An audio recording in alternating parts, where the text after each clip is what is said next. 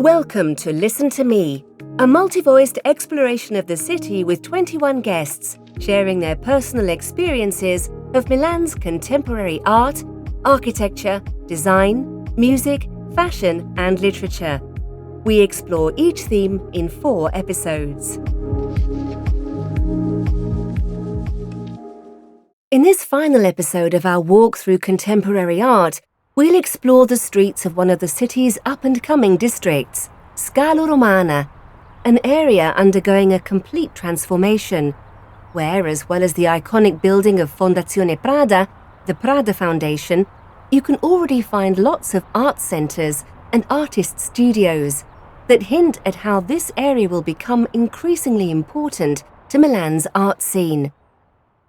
Perhaps only a contemporary art museum can change the face of a city or one of its districts with just one building. It happened with the Guggenheim in Bilbao, with the Mart in Rovereto, and it's happening today in the Scalo Romana area with the Fondazione Prada. The area was home to a large railway yard that served its many factories, also celebrated by the futurist painter Umberto Boccioni in an early 20th century painting called Officine a Porta Romana, Factories in Porta Romana, now on display at the Galleria d'Italia, the Italian galleries in Milan. From the 1990s onwards, the factories and the railway yard were gradually dismantled and abandoned, leaving a huge empty space in the middle of the district. This is how Milanese writer Alberto Rollo describes it. I have mixed feelings when I look at the Porta Romana railway yard. Some of them are about the past because it's all there. You can see it and feel it, even though the tracks aren't there anymore. But when they were there and they were covered by wild plants called Euphorbia delle Ferrovie or railway spurge, the real name is nodding spurge, it seems as if they were the ghost of this great city, with its history of families, production, industry, and now with a kind of mixture of fascination, I see how this city is becoming something else, including the area around the rail yard. But all around, it's already changed. It's already changed because what stands out is Fondazione Prada and the tower by Rem Koolhaas, the Dutch architect, who left this important white landmark that you can see from all around. So there's this relationship between past and present. And just think that Fondazione Prada was a factory that produced liqueurs. Cavallino Rosso was made there. Some people might remember it. So there's this complex development that has become tactile, visual, even I'd say visionary. I like this transformation.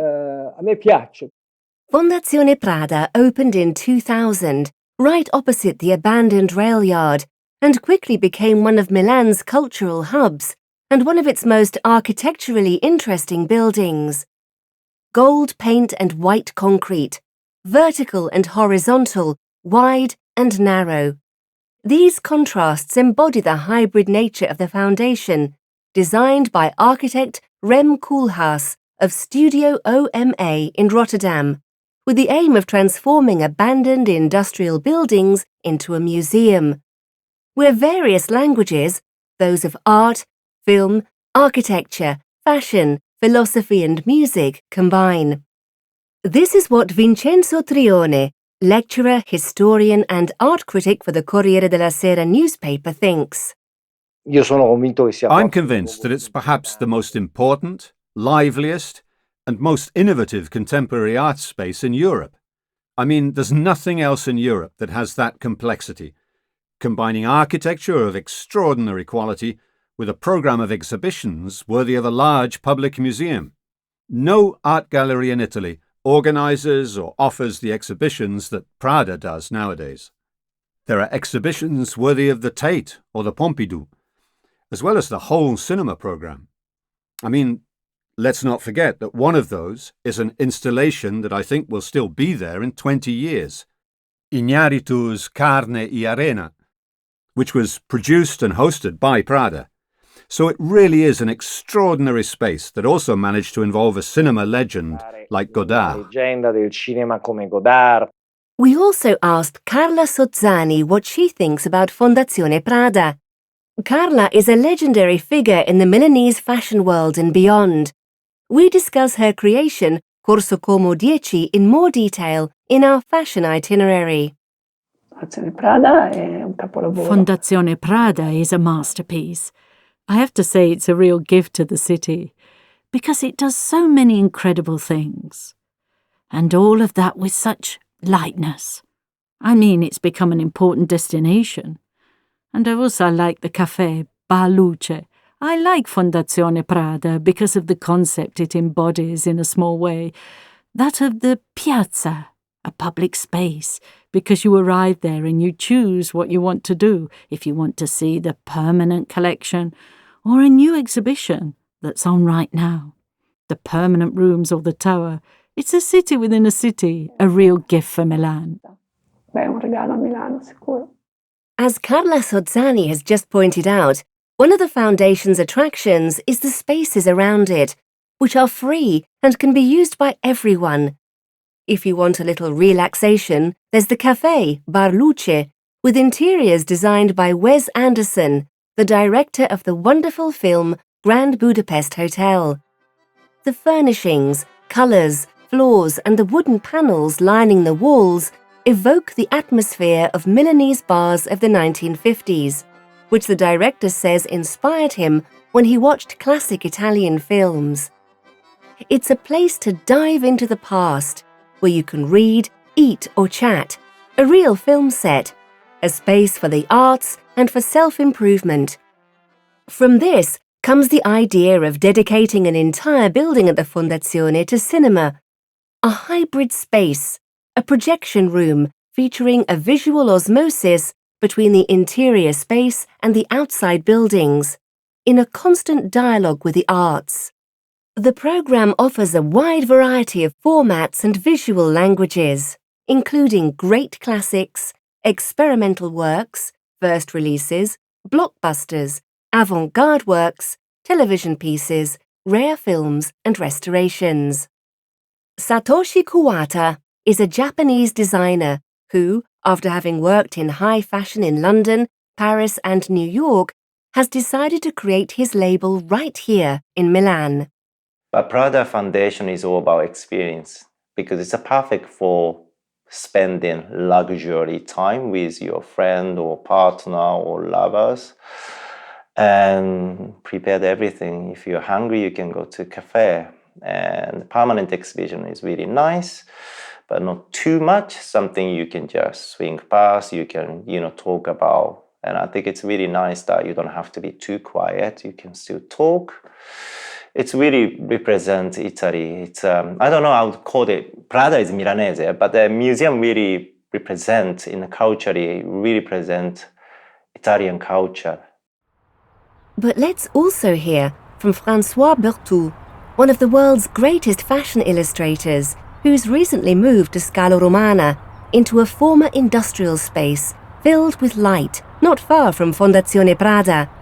Berthoud talks about the Fondazione, but also about what makes the whole Scalo Romana area special. It's a wonderful place.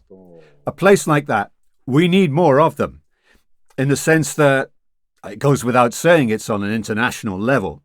It does its own thing on a really, really high level, in its own way, with seriousness and attention to detail, and always with a very lofty ambition in terms of intellectual taste, to do something truly noteworthy, right? It's not something half-baked. And so it's a huge achievement with a very interesting program. It's an incredible, incredible creation. It's a big project that took 10 or 15 years to complete. This city still offers these spaces inside the city itself. It became part of the city relatively recently, but it's a feature of this city, at least in Europe, this abundance of spaces where industry was so close to the city centre and then moved away. So the spaces are available for other activities. And Milan is exceptional in this regard. E questo Milano è eccezionale da quel punto di vista. And here's Fabio Quaranta, a creative who combines fashion and art. He also moved to Scalo Romana quite a few years ago. He created his studio in a large former industrial space that's also a centre for social and creative activities. As I've been a neighbor of Fondazione Prada for 6 years now, I go there a lot. I have a great relationship with the people who work there. I go to eat or to grab a coffee, and I go and meet people. And of course, every time there's a new exhibition, I go and see it. I'm struck by the fact that it's a meeting place you can go to. It's what spaces like this should really be for, not just offering art events or exhibitions, but also a place where people can meet. Punto d'incontro delle persone. Fondazione Prada is a 10 to 15-minute walk from the stop Lodi on the yellow metro line M3.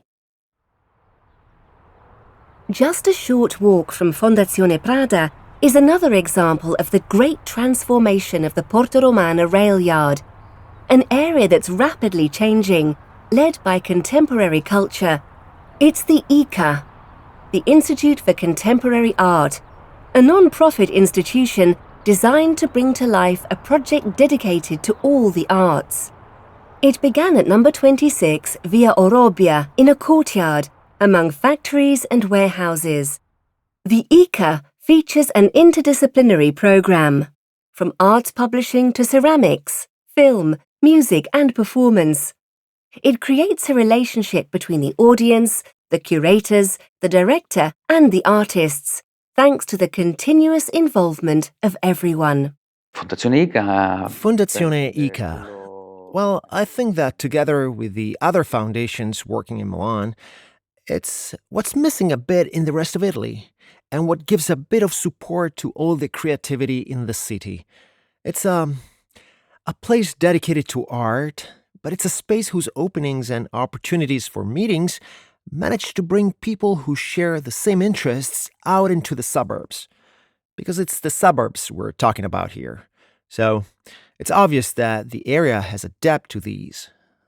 Yes, to these institutions that work and invest to create something meaningful of cultural interest. Si valorizzi un ambito culturale. The Fondazione ICA is around 15 minutes on foot from the stop Brenta on the yellow metro line M3. With its arts centres and business centres, Scalo Romana is changing. The former rail yard will become an Olympic village for athletes in 2026, and student accommodation immediately after, with a large park and a range of cycle and pedestrian paths, services, squares and businesses. And all around there is a district filling former industrial spaces with artists and creative studios, as if to highlight its vocation for creating and making. Our journey through art ends here, but don't get rid of your headphones. We'll be back with our next itineraries dedicated to what makes Milan one of the world's creative capitals.